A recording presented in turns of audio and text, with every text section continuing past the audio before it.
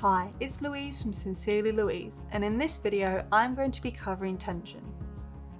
Tension is really important in knitting, but don't worry, there's no need to stress about it. To check your tension, you're going to be making a square, and this is also known as a swatch. Then you're going to be measuring the stitches and rows within that square to try and match what's given in the pattern. Tension can often be overlooked, but it is essential to make one of these before starting your project. Tension is all about how loosely or tightly you're holding the yarn and needles, and this is going to affect the outcome of your finished project. You may find that you're a tight knitter and your square comes out too small, or a loose knitter and it turns out too big. And if you knit your cup warmer in the wrong tension, it's not going to fit the coffee cup. But don't worry, I'm going to tell you more about that after you've made your square. To make your square, you just need your yarn that you're using for the project and your knitting needles. And don't forget your tape measure to measure it later. The pattern asks for 6mm, that's US 10 knitting needles. But I'd also recommend having a smaller and a bigger size as well, just in case your tension doesn't turn out right. So once you've got your yarn, needles and your book, then you're all ready to make your tension square. My pattern is asking for a tension of 14 stitches times 26 rows in garter stitch on 6mm or US 10 needles. And this should create a 10cm or 4-inch square. And if you do that and it turns out perfectly, then you're ready to start project 2. It sounds a bit confusing, so let's start at the beginning.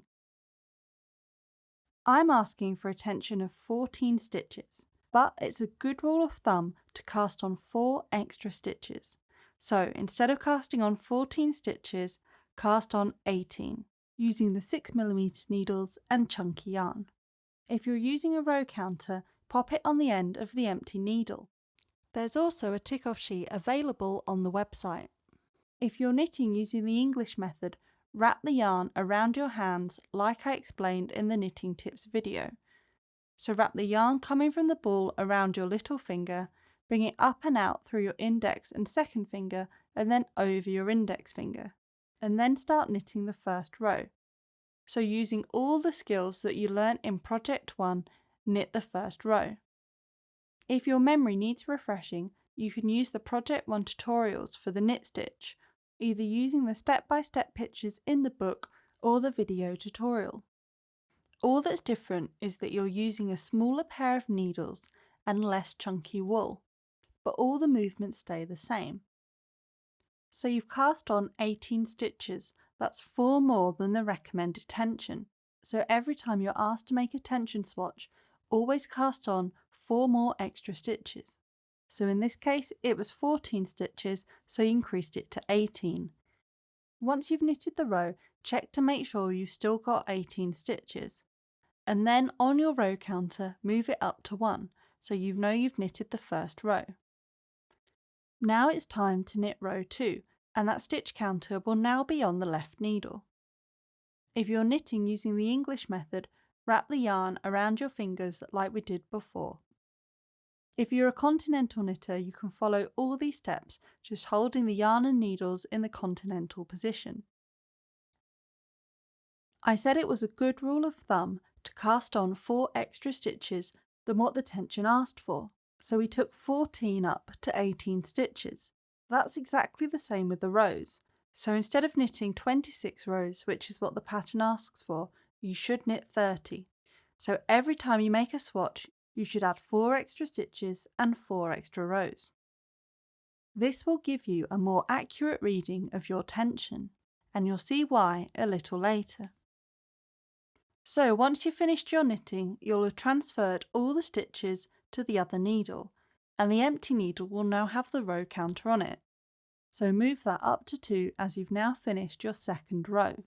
Remember, you don't need a physical row counter, you can always mark it off on a piece of paper or use an app. Once you've finished each row, make sure you always have the same amount of stitches that you started with.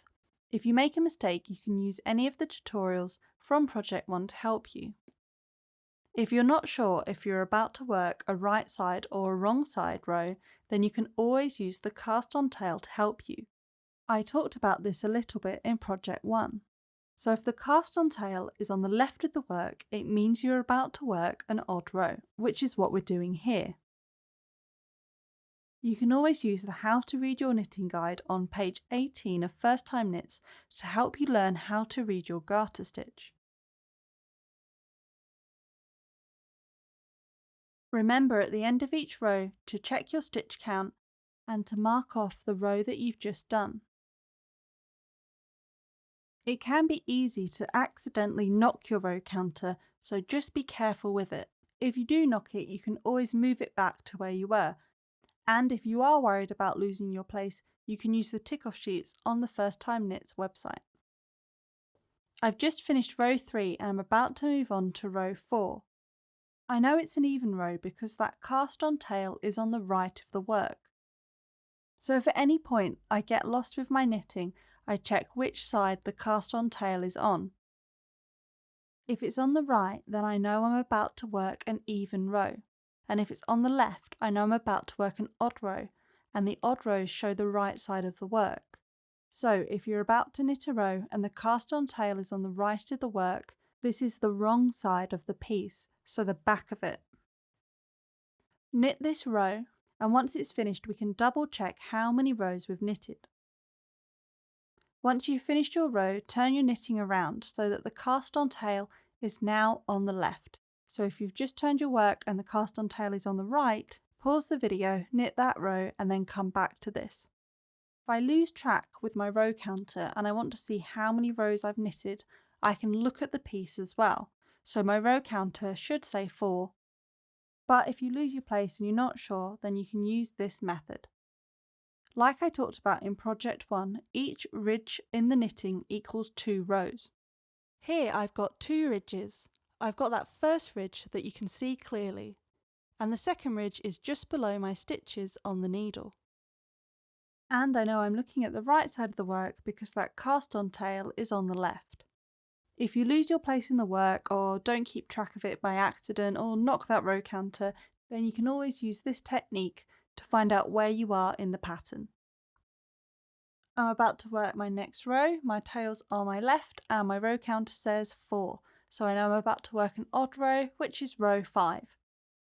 Making this tension square is really good practice for the knit stitch, so you can use all the skills that you learnt in Project 1 to make your tension square, so that's your casting on, the knit stitch and then eventually casting off. If at any point you make a mistake, you can use those mistake pages and fixing pages from Project 1 to help you. All that's changed with this project is you're using less chunky yarn and smaller needles, so everything you learnt before is completely relevant to this one. So I've just finished another row, which was row 5. The cast on tail is now on my right, so I know I'm about to work an even row, which will be row 6.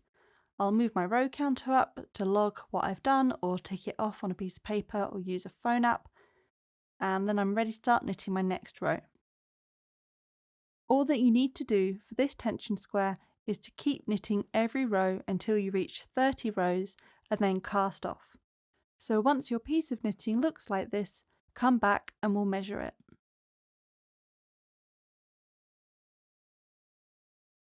Okay, so now you've finished knitting your square, it's time to measure it. Lay the square in front of you so that the cast on and cast off tails are on the left, so that way you know you're looking at the right side of the piece. Grab your tape measure and we're going to be measuring within the square. Depending on where you live, you'll either be using 10 centimetres or 4 inches to measure, so they're the same thing and we're going to be measuring the stitches and the rows with it. What we're hoping for is that we have the right amount of stitches and rows within that 10 centimetre or 4 inch measure. So to measure the rows, lay the tape measure on the knitting. And because we work those 4 extra rows, that's 2 extra ridges, lay the tape measure 1 ridge down from the cast off edge. Then you want to measure those ridges or rows within the 10 centimetres. So each ridge equals 2 rows, so you can count them in twos, And within that 10 centimetres or 4 inches, you should have 26 rows or 13 ridges. It's always a good idea to double check again to make sure you've got the right amount. So in total, you should have 26 rows or 13 ridges within your 10 centimetres or 4-inch measurement. If you have a different number to 26, hang around and I'll tell you what to do after I've measured the stitches. Next, lay your tape measure across the stitches. So we haven't really covered stitches yet, we've worked more with rows. So now we're going to measure the stitches within the 10 centimetres or 4-inch measurement. And because you knitted 4 extra stitches, you want to lay that tape measure 2 stitches in from the edge. Each ridge has a top and a bottom row that make up the stitches, so you can see here is one of my stitches. And you need to count these stitches within your 10 centimetre or 4-inch measurement. So starting 2 stitches in, count the stitches within the 10 centimetres and you should have 14. So count the stitches along one of your ridges. And if you've got your 14 stitches and your 26 rows, then your tension is correct and you're ready to start project 2. If your tension wasn't right, hang around and I'll tell you what to do. You might be wondering why I asked you to cast on an extra 4 stitches and knit an extra 4 rows. You can of course knit those 14 stitches by 20 rows or whatever tension the pattern asks for. You can measure that square, but you can see it's a bit harder to measure your exact tension. So whenever you make a tension square, whatever tension it may be, cast on an extra 4 stitches and work 4 extra rows and then measure those stitches and rows within your 10 centimetres to get an exact reading of your tension. If you've knitted your square and you have the same measurements within the 10 centimetres as I've asked for in the pattern, so that's 14 stitches by 26 rows, then you can start project 2. And if you didn't, don't worry, you can head to my next video where I'll show you how to adjust your tension.